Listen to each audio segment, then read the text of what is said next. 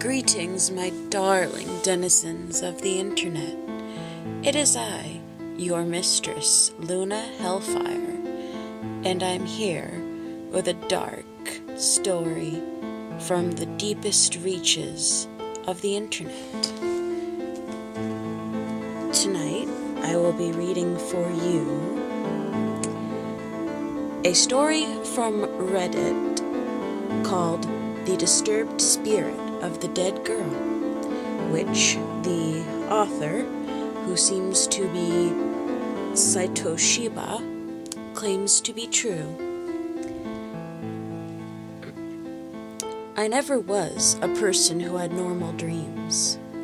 Usually, they are pretty strange, and most of them were action and adventure, mixed up with lots of things that I did in the day or in the past few days. Never have I had a dream in which I felt dread in my spine or that crippling fear, which it's usually described in most creepy stories. Enough about that. Let me introduce myself. I spent most of my days listening to creepypastas while playing video games. Most of them are about action, combat, and adventure. Usually, there is gore or dismemberment and blood. That never affected me much, since, it's a video game. It's not real. Your brain knows when it's real or not, despite the graphics being that good. About the creepypastas, they are very mild at best for me. When I started to listen to creepypastas on YouTube, they were about the paranormal, spirits and such, and they were mostly from Japan, so I got pretty spooked and excited to listen to some more. Looking on the web, I started to realize that the American ones are from stalkers, weird people, murderers, rapists, and home invaders.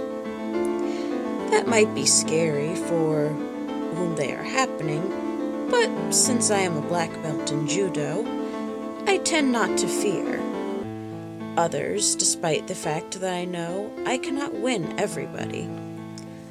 But they are people. People can get hurt and killed pretty easily. So, I listen just for the story. But since you are here, let's talk about my weird dream that I had today.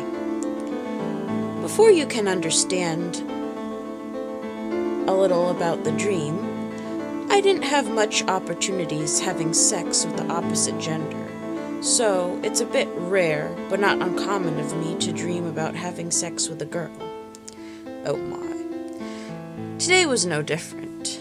I was dating a gorgeous Japanese girl, and we went into a crowded mixed restroom to have sex. Don't ask. I don't know how dreams work either.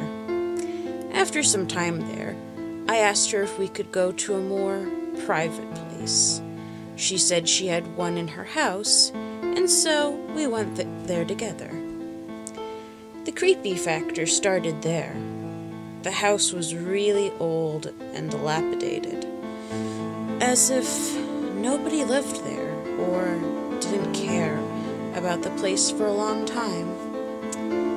She went to the backyard of the house with me and said they had a subterranean room where her sister died. She had to pump water for the room because it was flooded. As she was pumping the water from a hole, her dad came up and started to tell me how the room was. The bed was attached to the wall because of her sister's fits. I asked him what kind of fits, and he said she would usually move uncontrollably on her own as if having a seizure, while screaming, so they have to pin her to the wall with the bed. While he was telling me that, I started to feel a chill down on my spine. That crippling fear that killed all my horniness right at the spot. Oh, calamity. No way I would have sex in that haunted place. Don't know how many feet below the surface where a girl, apparently possessed, had died. As I was summoning my courage to talk to my date, her dad said he thought it was okay and entered the back black staircase near the pump. That place was dark, lacking any kind of light. I didn't want to go there, but her dad went without hesitation. While he was going down, he was describing how the place was until we couldn't hear his voice anymore. Right after that, I felt my stomach drop and became nauseated. Something was not right here. They were waking up something that shouldn't be awoken. For some inexplicable reason, my mom showed up and went in the same place that the guy went, doing the same thing that he did. But her voice suddenly stopped. And right after that, the guy's body and my mother's body burst through the pump hole. They were bloody and dismembered, as if hacked into pieces as easy as you could cut a juicy and tender meat with a sharp blade. I felt a deep sorrow for my mother and started crying like a baby. My legs couldn't support my weight. I didn't have enough strength to go on because of my mother. Weirdly, I mustered some courage, and as I was looking back, my date was also in the same state. Looking in front of me again, I found a pile of bodies in the same way.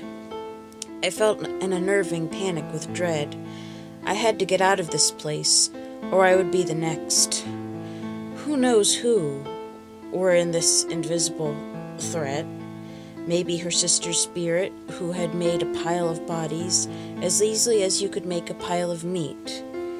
I sprinted away from the house, but the gates were locked, and for some odd reason, I was pushed back into a room inside the house with the door locked. I was on fight or flight response. I didn't care about anything. I knocked down the door and was in some kind of living room. Of course, the door was locked. I have to break the window, the glass to get out. I cut my hand on some shards, but managed to break free. I sprinted away until my lungs burned. After that, I was awoken by my parents, saying that a family member died, who was young, I dare say, and just died of a heart attack.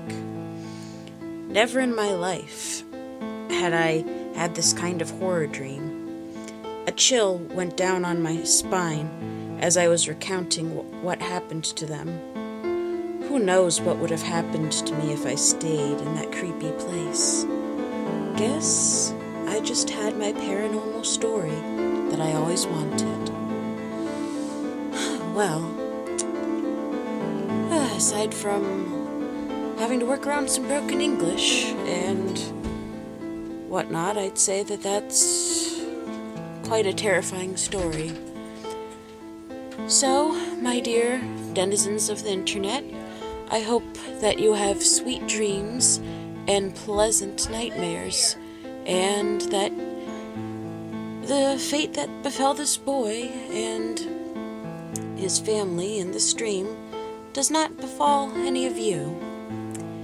Please be sure to check out our new episodes of The Strange, and stay tuned for more stories. Thank you, and goodbye. Like, subscribe.